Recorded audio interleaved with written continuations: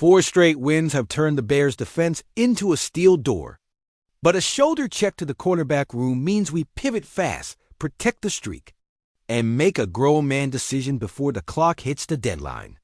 Welcome back to Bears News Fan Report. I'm speaking straight to you, the same way we trade notes outside Soldier after a hard win, because tonight is about stacking Sundays with precision, not panic.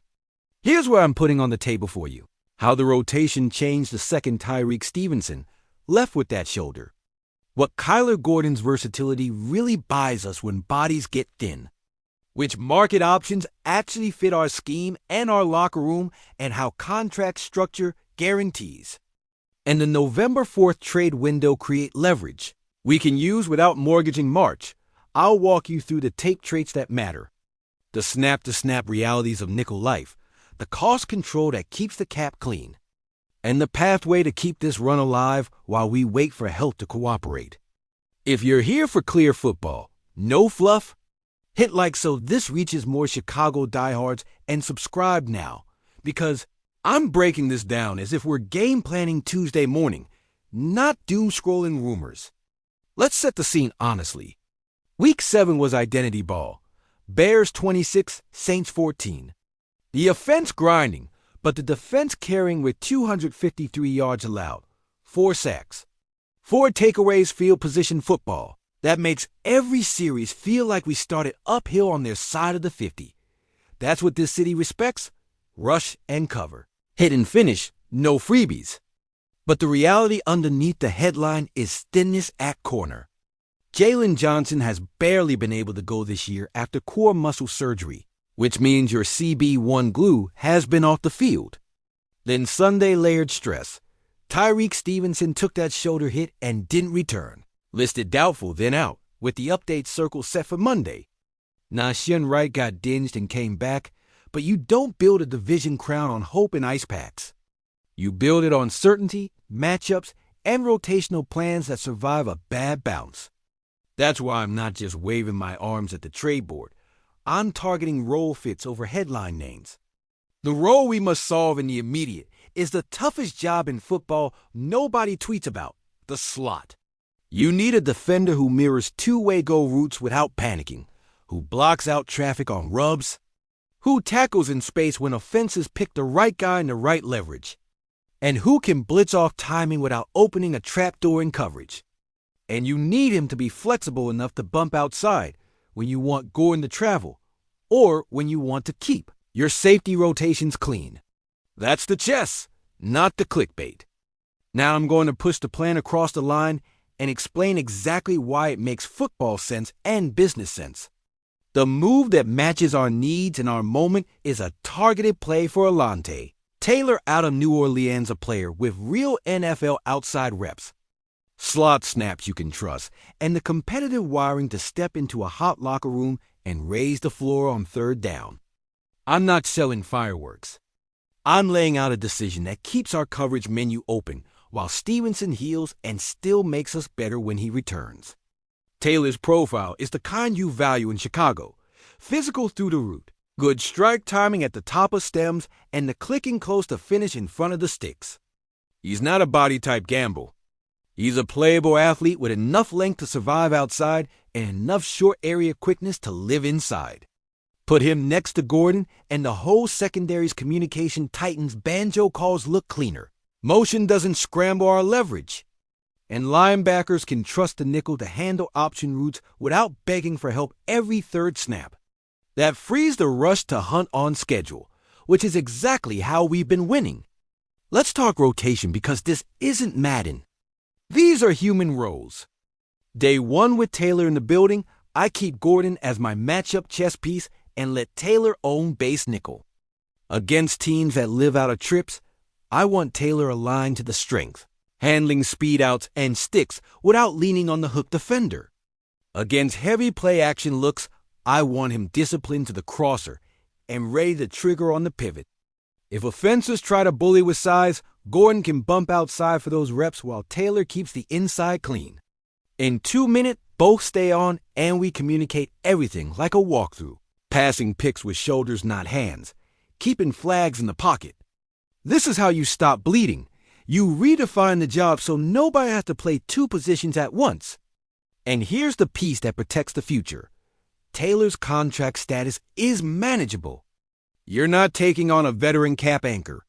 You're acquiring a corner on a controllable number with enough runway to evaluate, coach, and decide your long-term structure without handcuffs. That matters in October because panic buys tend to poison March. The compensation is where you show your homework. I'm not pushing a clean day 2 pick. I'm calling with a conditional mid-rounder that escalates with games active and snap. Thresholds. A 4 that becomes a 3 if he hits with a late-round swap sweetener tied to team results. Why that frame? Because it respects the player's value when he's on the field and protects us if anything stalls. It also gives New Orleans something they can sell to their room. We moved him for value and we're building, without forcing us into buyer's remorse. Deals get done when both G-Miz can explain them to their coaches without swallowing hard. The scheme piece is important too, and I'm not going to breeze past it. What we're doing under this staff relies on coordinated eyes, zone match rules that become man through the route, corners who can pass and stay square, and a nickel who understands landmarks as more than dots on a page. Taylor's tape shows a player who can squeeze verticals and still trigger downhill, who understands how to protect the post from condensed splits, and who isn't scared to fit the run when offenses try to force him to tackle. That resonates with how we've been playing disrupt timing early, contests at the catch point, and bet on our front to close. It's also a culture fit. This defense is business-like right now. Celebrations are earned, not planned. Slot life is mud-stalk blocks, quick tackles, ugly work. You need someone who likes that part of the job. Taylor checks that box. Now, let's square this with Stevenson's timeline because this isn't a eulogy. It's a bridge. Shoulders are tricky for corners press technique and strike timing start there. Rushing him back is how you turn a 2-week issue into a 2-month problem. Adding Taylor buys patience. Tyreek can return when he can punch and finish with both hands, not when a depth chart begs. And when he's right, competition snaps are oxygen. Suddenly you have Stevenson, Gordon, Taylor, and Wright pushing each other in practice, with game plans that can be opponent-specific instead of depth chart dictated. That's how good rooms become elite rooms. Let me be real about the risk, because every move has one. The transition into a new playbook mid-season isn't seamless. Terminology, site adjustments, how we want to pass bunch out a 3x1, those details take reps. But corner is also a language you can crash on fast if the player is wired for it. Rules are rules. And if your feet and eyes are disciplined, you can play on Friday what you learned on Wednesday. The benefit outweighs the onboarding curve because the role is so defined. You're not asking Taylor to be 5 players. You're asking him to be one good one. And if the front office lands this with the right protections in the pick, you've risk managed the football side and the business side in one shot. I want your football brain on this before I close. Are you prioritizing a slot-capable corner like Alante Taylor to keep nickel honest and free up Gordon? Or do you hold your pick-and-ride internal development while Stevenson heals? Who starts in nickel next Sunday, Gordon inside with Wright outside, or Gordon out with Taylor inside if he lands? Who closes in 2 minutes when the opponent's best lives in the slot? Drop your plan in the comments. I'll read everything and bring the smartest setups into the next breakdown. My final read is clean.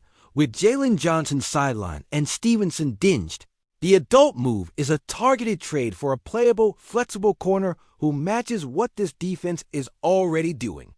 Alante Taylor gives you scheme fit, attitude fit, and contract control, plus the immediate ability to keep third down honest while the pass rush keeps eating. That's how you protect a 4-game streak without lying to yourself about February. If you're with me on building this the right way measured, tough and week dash by dash week dash subscribe to Bears News Fan Report. Tap like so this reaches more Chicago fans. Keep your alerts on. And tell me below how you'd structure the offer. We'll be back the second something moves or the second the clock runs out. Because either way, We're staying locked in and stacking Sundays the Chicago way.